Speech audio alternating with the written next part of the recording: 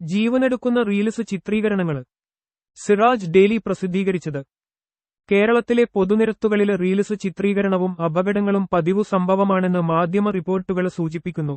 ഉത്തരവാദപ്പെട്ടവരിൽ നിന്നുള്ള അനുമതിയോ യാതൊരുവിധ മുൻകരുതലോ ഇല്ലാതെയാണ് ഈ സാഹസികത നടക്കുന്നത്. അധികൃതർ കർശന മുന്നറിയിപ്പ് നൽകിയിട്ടും അപകടകരമായ റീൽസ് ചിത്രീകരണങ്ങൾ നിർബാധം തുടരുകയാണ്. ഒഡീഷയിലെ ഉദുമ വെള്ളച്ചാട്ടത്തിന്റെ ദൃശ്യം പകർത്താനുള്ള ശ്രമത്തിനിടെ ഞായറാഴ്ച യുവാവിന്റെ ജീവന് നഷ്ടമായി.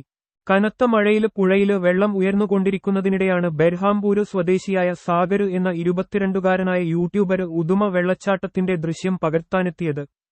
മഴയെ തുടർന്ന് പുഴയിൽ വെള്ളം പൊങ്ങിക്കൊണ്ടിരിക്കെ ഡാം തുറന്നുവിടുമെന്ന് അധികൃതർ മുന്നറിയിപ്പ് നൽകിയിരുന്നു. ഇതറിയാതെയോ അറിയിപ്പ് വകവെക്കാതെയോ യുവാവ് വെള്ളച്ചാട്ടത്തിനു സമീപത്തെ പാറപ്പുറത്ത് കയറി ചിത്രീകരണത്തിൽ മുഴുകി. അതിനിടെ അധികൃതർ ഡാം തുറന്നുവിട്ടു. വെള്ളത്തിന്റെ കുത്തൊഴുക്കിൽ പിടിച്ചു നിൽക്കാനാകാതെ യുവാവ് ഒലിച്ചുപോയി. നാട്ടുകാരും വിനോദസഞ്ചാരികളും രക്ഷിക്കാൻ ശ്രമിച്ചെങ്കിലും വിഫലം.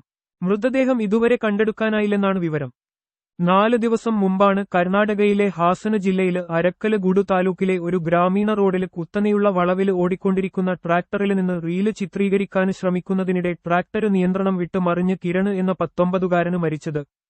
കർണാടകയിലെ തന്നെ അഗ്രഹാരയിൽ 13 നില കെട്ടിടത്തിനു മുകളിൽ വെച്ച് റീൽസ് ചിത്രീകരിക്കുന്നതിനിടെ 21കാരിയായ ബിഹാർ സ്വദേശിനി മരിച്ചത് 2 മാസം മുമ്പാണ്.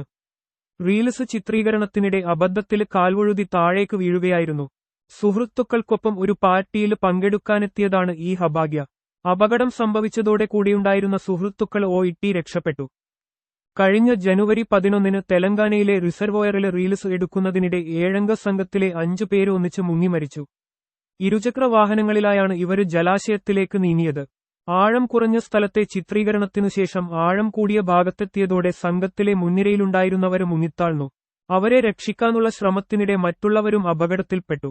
2 പേര് എങ്ങനെയോ രക്ഷപ്പെട്ട് പോലീസിനെയും നാട്ടുകാരെയും അറിയിച്ചെങ്കിലും മുങ്ങല് വിദഗ്ധർ എത്തുമ്പോഴേക്ക് 5 പേരും മരണപ്പെട്ടിരുന്നു.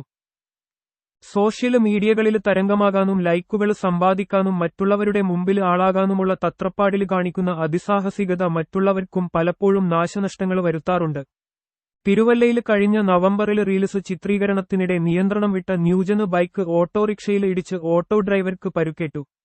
ബൈക്ക് പൂർണ്ണമായും തകരുകയും ഓട്ടോ തലകീഴായി മറിയുകയുമായിരുന്നു. ഈ പ്രദേശത്ത് റീൽസ് ചിത്രീകരിച്ചാൽ കൈയും കാലും തല്ലിയൊടിക്കുമെന്ന ബാനർ സ്ഥാപിച്ചാണ് പ്രദേശത്തെ ഓട്ടോറിക്ഷ ജീവനക്കാർ ഈ സംഭവത്തോട് പ്രതികരിച്ചത്. സാഹസികത യുവത്വത്തിന് ഹരമാണെങ്കിലും അത് പ്രകടിപ്പിക്കുന്നതിന് ചില നിയന്ത്രണങ്ങൾ ആവശ്യമാണ്. ജീവന് അപകടത്തിലാക്കുന്ന തരത്തിൽ മരണക്കളികളായി മാറരുത്. സുരക്ഷയും മുൻകരുതലും അതിപ്രധാനമാണ് റീൽസ് ചിത്രീകരണത്തില്. ജീവന് നഷ്ടപ്പെടുത്തിയോ മാരകമായ പരുക്കേറ്റ് ഏതെങ്കിലും അവയവത്തിന്റെ പ്രവർത്തനം നഷ്ടമാകുന്ന തരത്തിലോ റീൽസെടുത്തിട്ടെന്ത് കാര്യം? സ്വന്തം സുരക്ഷ മാത്രമല്ല മറ്റുള്ളവരുടെ സുരക്ഷയും പ്രധാനമാണ്. മൈതാനങ്ങളിൽ നടത്തേണ്ട മത്സരയോട്ടങ്ങളും ഡ്രൈവിംഗിലെ അതിസാഹസികതയും പൊതുനിരത്തിലേക്ക് നീങ്ങരുത്. പൊതുനിരത്തുകളെയും റെയിൽവേ ലൈനുകളെയുമാണ് പലരും റീൽസ് ചിത്രീകരണത്തിന് വേദിയാക്കുന്നത്. 2 മാസം മുമ്പ് തെലങ്കാനയിലെ രംഗറെഡ്ഡി ജില്ലയിൽ ട്രെയിനുകൾ ചീറിപ്പായുന്ന നാഗുലപ്പള്ളി ശങ്കർപള്ളി റെയിൽവേ ട്രാക്കിലൂടെ 7 കിലോമീറ്ററോളം കാർ ഓടിച്ചാണ് ഒരു യുവതി സാഹസിക യാത്ര നടത്തിയത്.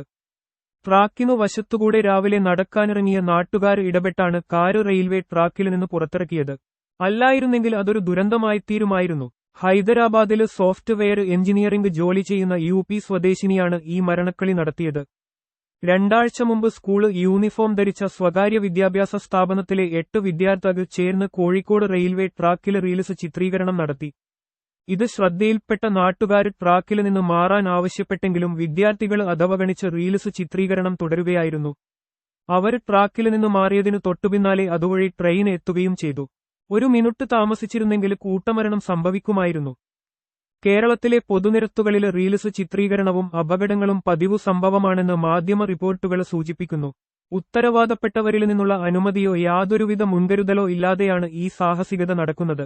പൊതുനിരത്തുകളെ കാര്, ബൈക്ക് ഓട്ടമത്സരങ്ങൾക്കുള്ള മൈതാനമാക്കി മാറ്റുന്നതിനെതിരെ കടുത്ത നടപടി സ്വീകരിക്കണമെന്ന് സംസ്ഥാന പോലീസ് മേധാവി, മനുഷ്യാവകാശ കമ്മീഷന് ജുഡീഷ്യൽ അംഗം കെ ബൈജുനാഥ് നിർദ്ദേശം നൽകിയിരുന്നു. കഴിഞ്ഞ വർഷം ഡിസംബറിൽ കോഴിക്കോട് ബീച്ചിൽ റീൽസ് ചിത്രീകരണത്തിനിടെ സുഹൃത്തിന്റെ വാഹനമിടിച്ച് യുവാവ് മരണപ്പെട്ട സംഭവത്തിലായിരുന്നു മനുഷ്യാവകാശ കമ്മീഷന്റെ ഇടപെടല്. എങ്കിലും അപകടകരമായ റീൽസ് ചിത്രീകരണത്തിന് ഇപ്പോഴും കുറവില്ല.